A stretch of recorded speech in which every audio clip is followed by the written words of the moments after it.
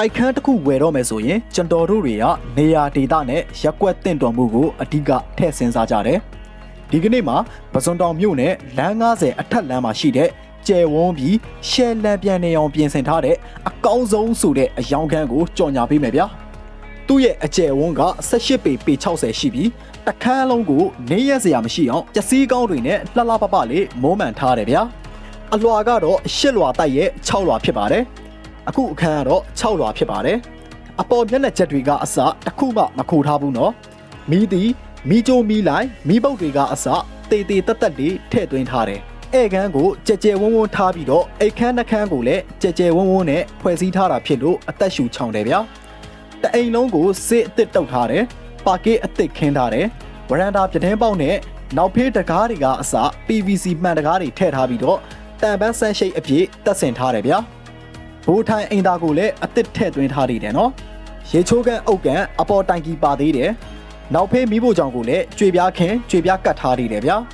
ပစွန်တောင်မြို့နယ်လမ်း90အနော်ရထာနဲ့ဗိုလ်ချုပ်လမ်းကြားရက်ကွက်က10ရက်ကွက်ဖြစ်တယ်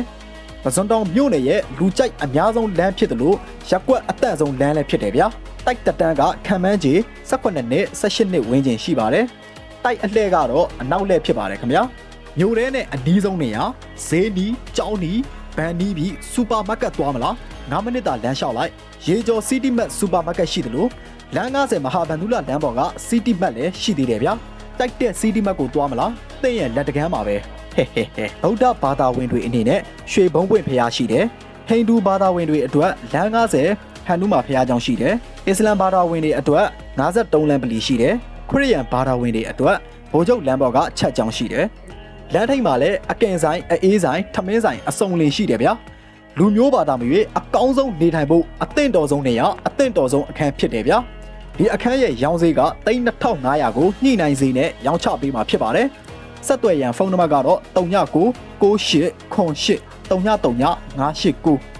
Viber နံပါတ်ကတော့6939 683 821ဖြစ်ပါတယ်ခင်ဗျာ